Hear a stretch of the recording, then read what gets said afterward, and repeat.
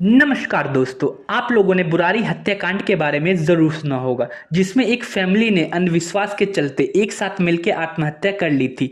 तो दोस्तों, in family वालों का मानना था कि अगर ये लोग एक पर्टिकुलर टाइम पे, पर्टिकुलर दिन और एक पर्टिकुलर पूजा करके एक साथ अगर आत्महत्या करते हैं तो इनको मुक्ति मिल जाएगी, ये लोग स्वर्ग में जाएंगे। लेकिन दोस्तों, जैसे कि आप लोगों को पता है कि मानने से कुछ नहीं होता और इन सारी चीजों में कोई सच्चाई भी नहीं होती। कुछ लोग ये भी मानते हैं कि जो लोग गांव में रहते हैं या जो लोग कम पढ़े लिखे होते हैं वही इस टाइप की चीजें करते हैं। लेकिन दोस्तों, ऐसा नहीं है। कुछ लोग शहर में रहते हुए भी और बहुत ज्यादा पढ़े लिखे होने के बावजूद भी ऐसी चीजों में विश्वास करने लग जाते हैं। फिर उसके बाद वो अपना खुद का भी नुकसान कर लेते हैं, अपनी फैमिली वालों का भी नुकसान कर लेते हैं और उसके अलावा अपने पड़ोस और समाज का भी नुकसान कर देते हैं। तो दोस्तों, आज की जो कहानी मैं आपको सुनाने वाला हूं वो भी कुछ इसी टाइप की कहानी है और इससे ही रिलेटेड है। तो दोस्तों, इस वीडियो में आगे बढ़ने से पहले मैं चाहूंगा आप मेरे इस चैनल को सब्सक्राइब कर लो, ताकि मैं थोड़ा मोटिवेट हो सकूं आप लोगों के लिए और भी अच्छी अच्छी और ऐसी बेहतरीन कहानियां लाने के लिए। तो दोस्तों, वीडियो में आगे बढ़ते हैं। तो दोस्तों, आज की यह कहानी शुरू होती है आंध्र प्रदेश के चित्तौड़ इलाके से। चित्तौड़ इलाके में एक जगह थी जिसका नाम था मदन पल्लई। मदन पल्लई में एक फैमिली रहती थी जिसको नायडू फैमिली के नाम से जाना जाता था। इस नायडू फैमिली में टोटल 4 लोग थे, हस्बैंड वाइफ और उनकी 2 बेटियां। तो दोस्तों, जो हस्बैंड था उसका नाम था पुरुषोत्तम और जो उसकी वाइफ थी उसका नाम था पदमजा और उनकी 2 बेटियां थी। पहली बेटी का नाम था अलाख्या और दूसरी बेटी का नाम था साई दिव्या।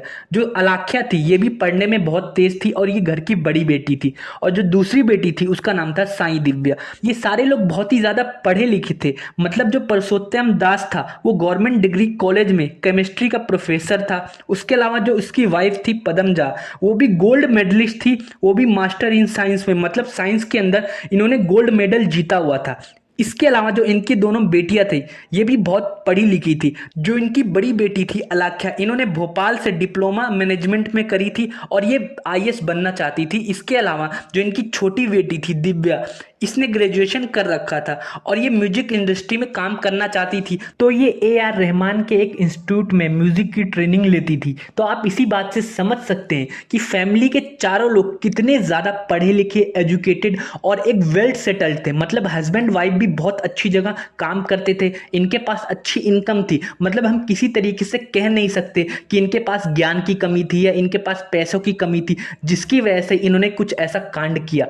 तो दोस्तों, इसके अलावा जो इनकी दोनों बेटियां थी ये लोग इंस्टाग्राम, फेसबुक, सोशल मीडिया का भी यूज किया करती थी, क्योंकि जो ये घटना है ये कोरोना के टाइम की घटना है। मतलब 2019 और 2020 की ही घटना है। तो दोस्तों, जो ये दोनों बेटियां थी ये लोग इंस्टाग्राम का बहुत ज्यादा यूज करती थी। वहां पे ये अलग अलग टाइप के पोस्ट डाला करती थी, जैसे भगवान शिव से रिलेटेड पोस्ट डालती थी, मुक्ति से रिलेटेड पोस्ट डालती थी और यहां तक कि ये पुनर्जन्म से रिलेटेड भी पोस्ट डाला करती थी, जिसमें ये कोट लिखा होता था कि कलयुग का अंत होने वाला है और जल्दी से जल्दी अगर आप एक प्रोसेस करके या फिर एक आप रिचुअल को फॉलो करके अगर आप ये कुछ पूजा करते हैं तो आपका जो पुनर्जन्म होगा वो बहुत अच्छे तरीके से होगा, अच्छी फैमिली में होगा और आपके सारे पाप धुल जाएंगे। मतलब इस तरह के अजीबोगरीब पोस्ट डाला करते थे। और इसके अलावा जो इनके पेरेंट्स थे वो भी इन सारी चीजों में यकीन किया करते थे। तो दोस्तों, एक बार क्या होता है कि जैसे कि आप लोगों को पता है कि कोरोना के टाइम में लॉकडाउन लग गया था, जिसके बाद इनके पेरेंट्स को छुट्टी मिल गई थी। तो जो इनके पेरेंट्स थे वो घर पे आके रहने लग गए थे। इसके अलावा फिर क्या हुआ कि इनके पेरेंट्स ने अपनी दोनों बेटियों को भी अपने स्कूल कॉलेज से बुला लिया। उन्होंने बोला कि अभी कोरोना का टाइम चल रहा है तो आप दोनों भी घर पे आके रहो। तो इनकी दोनों बेटियां भी वो भी घर पे आके रहने लग गई आंध्र प्रदेश में ही। इसके बाद क्या होता है, एक दिन क्या हुआ, इन्होंने अपने ऑफिस से, मतलब उस टाइम वर्क फ्रॉम होम चल रहा था, तो क्या हुआ, इन्होंने अपने ऑफिस से 3 दिन की छुट्टी ली।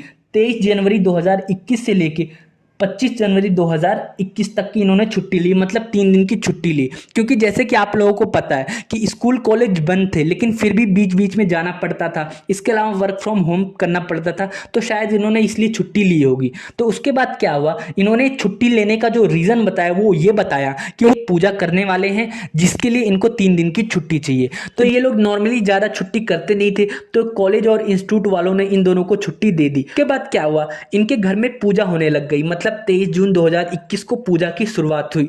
तो जो आस पड़ोस के लोग थे उन्होंने पूजा की आवाज़ सुनी, बट उन्होंने इग्नोर कर दिया कि कोई बात नहीं, हर घर में पूजा होता है, हो सकता है इनके घर में कोई पूजा हो रही हो। नॉर्मली ये लोग भगवान में बहुत ज़्यादा यकीन करते भी थे और बीच बीच में पूजा करते थे। सुबह ये जल्दी उठ जाते थे, हनुमान चालीसा पढ़ते थे, भगवान शिव की आरती पढ़ते थे। तो ये सारी चीज़ें चलती रहती थी, इसलिए लोगों ने ज़्यादा इस पर ध्यान नहीं दिया। तो दोस्तों इसके बाद क्या होता है कि 23 जनवरी 2021 को इन्होंने पूजा की शुरुआत करी और इनकी ये पूजा 3 दिन चलनी थी, मतलब 25 जनवरी 2021 तक चलनी थी। तो दोस्तों 23 जनवरी को तो पूजा हो गई। उसके बाद 24 जनवरी को जो पुरुषोत्तम दास थे उन्होंने अपने एक दोस्त के पास फ़ोन किया शाम के टाइम करीब 7 बजे के आसपास। तो इनके दोस्त ने फ़ोन उठाया तो इनके दोस्त ने महसूस किया कि पुरुषोत्तम दास जो हैं वो थोड़े घबराए हुए हैं। पहले पुरुषोत्तम दास ने थोड़ी सी नॉर्मल सी बातें करी कि आप कैसे हो, कहाँ हो, क्या कर रहे हो, नॉर्मल सी बातें करी। लेकिन पुरुषोत्तम दास के दोस्त को फिर बीच में महसूस होने लग गया कि पुरुषोत्तम दास बहुत ज़्यादा घबराए हुए हैं, उनको लग रहा है कि कोई उनको किसी बात की चिंता है। फिर इसके बाद पुरुषोत्तम दास के दोस्त ने उनसे पूछ ही लिया कि आखिर आप घबराए हुए क्यों हो, आप ऐसे बात क्यों कर रहे हो। तो पहले तो पुरुषोत्तम दास ने थोड़ी नौटंकी करी, थोड़ी बातों को घुमाने की कोशिश करी, लेकिन फिर आखिरकार उन्होंने अपने दोस्त से ये बात बता ही दी कि उन्होंने कुछ ऐसी चीज़ें कर दी है कि अब उसको बदला नहीं जा सकता। उन्होंने अपने दोस्त से फ़ोन पे बताया कि उन्होंने अपने दोनों बेटियों को जान से मार दिया है और पता नहीं वो वापस जिंदा होंगी कि नहीं। तो उनके दोस्त ने पूछा कि तुमने ऐसा क्यों किया, क्यों अपनी बेटियों को मार डाला। पहले तो उनके दोस्त को यकीन नहीं हुआ, लेकिन फिर बाद में जब पुरुषोत्तम दास ने कई बार यही बात बोली कि उन्होंने अपनी बेटियों को मार डाला है, तो उनके दोस्त ने बोला कि तुमने ऐसा क्यों किया। तो पुरुषोत्तम दास ने बोला कि मेरी बेटियों के अंदर बुरी आत्माएं थी, बुरी शक्तियां थी, अब वो कलयुग के अंदर मर गई हैं, तो इसके बाद जो बुरी शक्तियां थी वो भी मर जाएंगी उनके साथ ही साथ।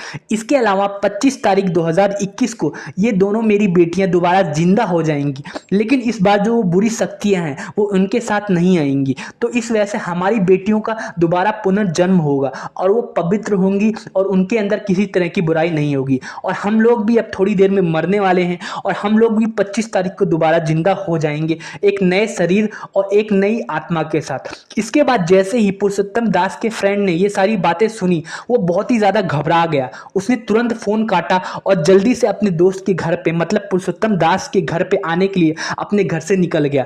थोड़ी ही दूरी पे, क्योंकि उन दोनों का घर था, तो वो 5 मिनट के अंदर ही अपने दोस्त के घर पे पहुंच गया। उसके बाद जैसे ही उसने दरवाज़ा खोला और वो घर के अंदर घुसता है, तो उसने क्या देखा कि मंदिर के पास ही जो अलाख्या है वो मरी पड़ी हुई है। इसके अलावा जो साईं दिव्या है वो भी दूसरी तरफ पड़ी हुई है। ऐसे लग रहा था जैसे कि किसी त्रिशूल से उन दोनों को मार दिया गया हो। इसके अलावा डंबल से भी उनके शरीर पे वार करने के निशान थे। इन सारी चीज़ों को देखते ही जो पुरुषोत्तम दास का फ्रेंड था वो बहुत ही ज़्यादा घबरा गया। वो बोलने लग गया कि तुमने ये क्या कर दिया, तुमने अपनी ही बेटियों को मार डाला। उसके बाद तुरंत वो भागते हुए पुलिस स्टेशन पे गया।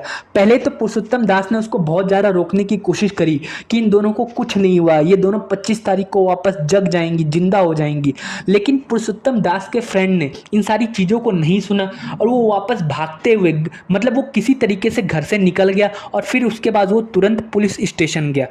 उसने पुलिस स्टेशन में जाके सारी बात बताई कि उसके फ्रेंड ने ऐसी ऐसी चीज़ें कर दी है। तुरंत वहाँ से पुलिस की गाड़ी निकली और 5-10 मिनट के अंदर ही पुरुषोत्तम दास के घर पे पहुँच गई। जैसे ही पुलिस वाले अंदर घुसते हैं तो वो देखते हैं कि दोनों बेटियां उसकी मरी पड़ी है। उसके अलावा पुरुषोत्तम दास और जो उसकी वाइफ है पदमजा, वो भी बिस्तर पर बैठे हुए हैं जैसे कि कुछ हुआ ही ना हो। पुलिस वाले उनसे पूछने की कोशिश करते हैं कि तुमने ये क्या किया, क्यों मार डाला। तो वो दोनों वही सारी चीज़ें बताते हैं कि इन दोनों का पुनर्जन्म होगा, 25 तारीख को ये दोबारा जिंदा हो जाएंगे। तो पुलिस वाले उन दोनों को पकड़ के ले जाने की कोशिश करते हैं, जैसे कि आपको पता ही है।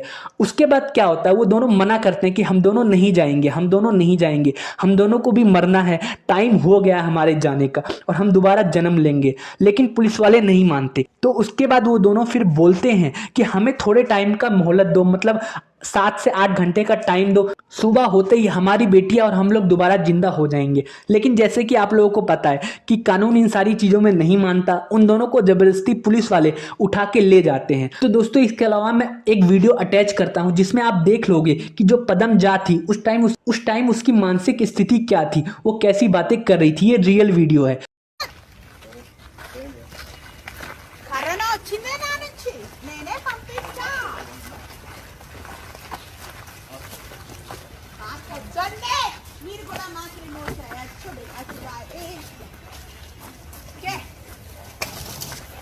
బాడీ పార్టికల్ నుంచే కరోనా వచ్చింది.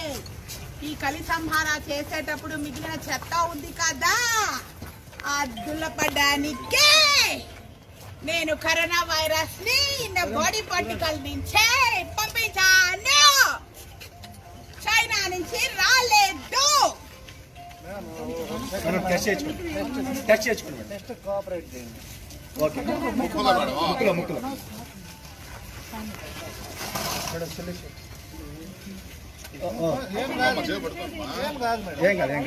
అయిపోయింది మేడం, ఒక నిమిషం.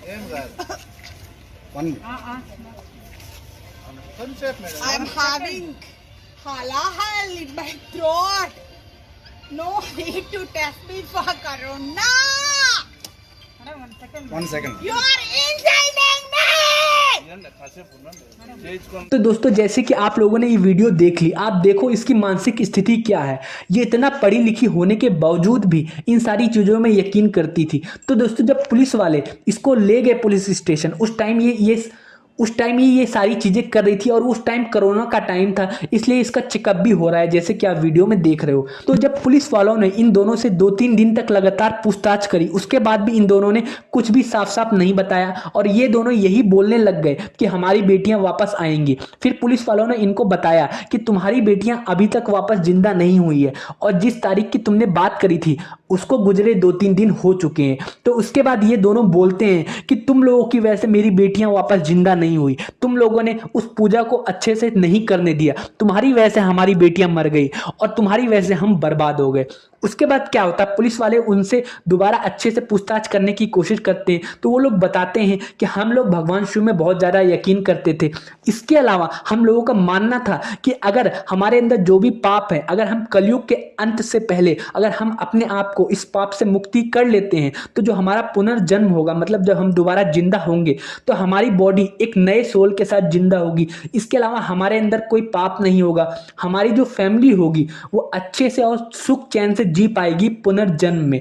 तो उन लोगों का ऐसा कुछ मानना था। तो पुलिस वाले ने जब इन सारी चीज़ों को सुना तो उनको लग गया कि इनके अंदर कोई डिसऑर्डर है, मतलब कह सकते हैं कोई मानसिक बीमारी है जिसकी वजह से ये इन सारी चीज़ों में यकीन करते हैं। क्योंकि जिसने फिजिक्स में गोल्ड मेडल जीता हो, जिसकी फैमिली वाले आईआईटी वालों को, मतलब जो आईआईटी कॉलेज में जाना चाहते हैं उन लोगों को पढ़ाते हो, जो लोग अच्छे स्कूल कॉलेज में पढ़े लिखे हों, वो लोग कैसे इन सारी चीज़ों में यकीन कर सकते हैं। तो जब इन लोगों के दिमाग की स्कैनिंग हुई तो पता चला इन लोगों को एक बीमारी, जिसको कहते हैं शेयर्ड साइकोटिक डिसऑर्डर। इसमें क्या होता है, इसमें फैमिली में एक होस्ट होता है, मतलब जो मेन बीमारी होती है वो फैमिली में किसी एक पर्सन को होता है। इस फैमिली के अंदर जो पदम जा थी उनको ये बीमारी थी। उसके बाद क्या होता है, जिसको ये बीमारी होती है वो क्या करता है, दूसरे लोगों को भी कन्विंस करता है, जो भी वो बिलीव करता है, मतलब किसी चीज में अगर वो विश्वास करता है, वो चीज कोई भी हो सकती है, किसी भी बात में वो इतनी अच्छे तरीके से विश्वास करने लग जाता है कि वो अपनी फैमिली वालों को भी उस चीज में विश्वास करने के लिए वो मना लेता है। अपनी फैमिली वालों को शुरू से वो सारी चीजें बोलने लग जाता है कि ऐसा नहीं ऐसा होता है। तो उसके फैमिली वाले भी शुरू से जब एक ही बात सुनेंगे, मतलब अगर जो उसके बच्चे होंगे शुरू से एक ही बात सुनेंगे तो शायद कहीं ना कहीं वो भी उन सारी चीजों में यकीन करने लग जाएंगे। तो दोस्तों इस तरीके से जो ये डिसऑर्डर है ये काम करता है। तो जो ये पदम जाति अपने बच्चों को शुरू से ही पुनर्जन्म और इन सारी चीजों के बारे में बताती थी और अपने पति को भी इन सारी चीजों के बारे में बताती थी। तो दोस्तों ऐसे लोग क्या करते हैं कि जो ये रिचुअल होता है, मतलब अगर किसी को मारना है या कुछ करना है तो ये सारा प्रोसेस एक साथ नहीं बताते, तो ये थोड़ा थोड़ा करके बताते हैं। इससे क्या होता है, इंसान पहले थोड़ा कर लेता है फिर थोड़ा करता है। इससे क्या होता है, इंसान की बुद्धि उस टाइम काम नहीं करती। तो दोस्तों इसके अलावा पदम जा ने एक बात और बताई कि जब ये लोग पूजा कर रहे थे तो सबसे पहले जो दिव्या थी, मतलब साईं दिव्या थी, उन्होंने अपनी बड़ी बहन से बोला कि मैं मरने जा रही हूँ, या तो तुम मुझे मार दो नहीं तो मैं खुद मर जाऊंगी। तो आख्या ने तो पहले मना किया कि मैं तुम्हें नहीं मारूंगी, नॉर्मल सी बात है कि हर कोई डरेगा। लेकिन फिर साईं दिव्या ने बोला कि अगर तुम मुझे नहीं मारोगी, मतलब मेरी बलि नहीं चढ़ाओगी, तो मैं खुद ही मर जाऊंगी। ऐसे में मेरा पुनर्जन्म नहीं होगा, क्योंकि जो रिचुअल के हिसाब से सामने वाला अगर कोई मारेगा तो उसके बाद इनका पुनर्जन्म होगा इनके हिसाब से। लेकिन अगर ये खुद मरती है तो उसका कोई फायदा नहीं होगा। लेकिन अगर ये खुद मरती है तो उस चीज का कोई फायदा नहीं होगा। तो अलाख्या ने सोचा कि अगर ये खुद मर जाए तो ये दोबारा जिंदा नहीं होगी, लेकिन अगर मैं इसको मार दूंगी तो हो सकता है ये जिंदा हो जाए। तो अलाख्या ने क्या किया, साई दिव्या को एक त्रिशूल से जान से मार डाला। उसके बाद साइड में एक डंबल पड़ा हुआ था, उस डंबल से भी उसने उसको कई बार मारा, जिसके बाद वो मर गई। फिर उसके बाद क्या होता है, जो पद्मजा थी उसने क्या किया, अपनी जो बेटी थी अलाख्या, उसने वही त्रिशूल दोबारा अलाख्या के ऊपर भी मार दिया। उसके बाद अलाख्या भी नीचे गिर गई और फिर जो साइड में डंबल पड़ा हुआ था, पद्मजा ने उस डंबल को उठाया और अलाख्या के सर पे मारने लग गई और थोड़ी देर बाद अलाख्या की भी मृत्यु हो गई।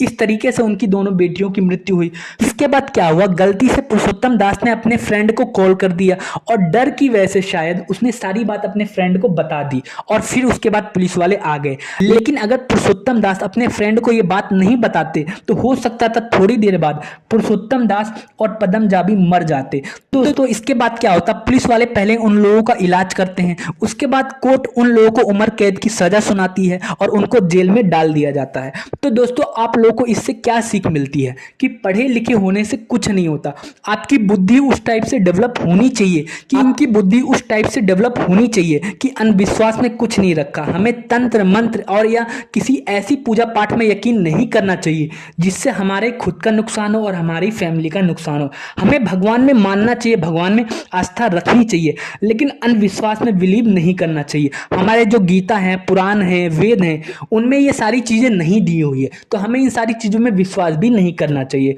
तो दोस्तों उम्मीद करता हूँ आपको ये सारी चीज़ समझ आई। अगर आपको इससे रिलेटेड कुछ और जानना है तो आप नीचे कमेंट कर सकते हैं। बुरारी हत्याकांड के बारे में भी मैंने वीडियो बनाई है, आप नीचे प्लेलिस्ट चेक कर सकते हैं या चैनल में जाके चेक कर सकते हैं। आपको उम्मीद करता हूँ ये वीडियो अच्छी लगी होगी। जाने से पहले इस चैनल को सब्सक्राइब कर दो ताकि मैं मोटिवेट सकूँ आप लोगों के लिए और भी अच्छी और बेहतरीन वीडियो बनाने के लिए।